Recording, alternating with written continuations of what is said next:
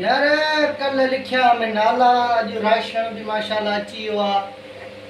perm ॾिसां त नाला कंहिं जा लिखिया में साईं जमालदीन वठी हुआ रुगो ढोरियारा रहियल आहिनि ॾिसां थो ने ढोरियारे खे फोन न कयां थो ॾिसां खणे थो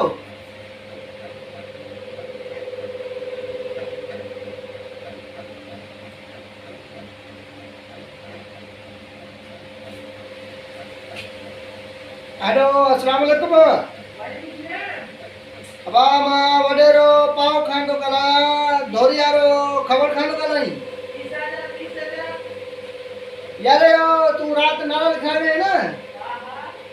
अच बोए तुझो राशन आयो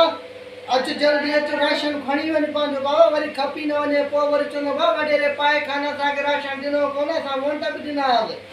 अच अच जल्दी अच बाबा अच अच ठीक है अस्सलाम वालेकुम सरदार साईं शाला खुश आयो अस्सलाम अस्सलाम वे खबर खाना पुट छारा खेरा शाम के खुश आयो वे ए राशन हेटला रखो अरे नडस वे खुश आयो खेरा सबे सही हां सरदार निताम जायो खुश आयो खेरा तबे सही दे वालो रात तू नारा लिखा में हां सर घणा नारा लिखाई सही 4-5 लिख रहा हूं मैं अच्छा हाँ ये लीमू खान जाते माइट्रा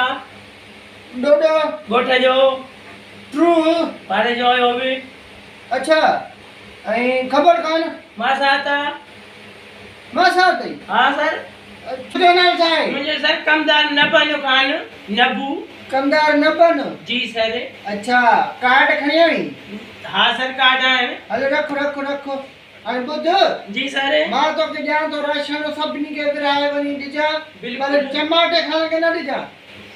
एड़ो जुल्म न कयो सर टमाटे खाला थोड़ो बचो तो ध्यान दो पर हम मां तो करे बाबा ये बारन ध्यान समझो कयो ना सर गरीब एहसास के वजह अरे भी हे मथे खणी इधर रखो मदन दल ना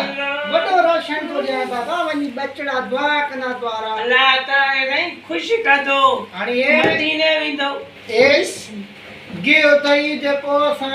1800 रुपया किलो भरावा हैं ठीक है ए अटे कटो सर टोके वो चकिया वाला बेसरानो मां के खबर ना चुकर खाजो अचो ये खंडरा 7 किलो 7.5 किलो हेदे में स्पेशल कराची को शान मसाला जो बिस्मिल्लाह भरावा सर ने तो छा मसालो है ना में घर बचावा ना सही मना हटाए बैठा हूं मना ना है माची साडी बिस्मिल्लाह बड़ी तीली दी जान ये ने कयो सर आहे मिर्चन जो पुड़ो थई बिस्मिल्लाह हे लूण है थेली तई सब बिनी के दिजा विराई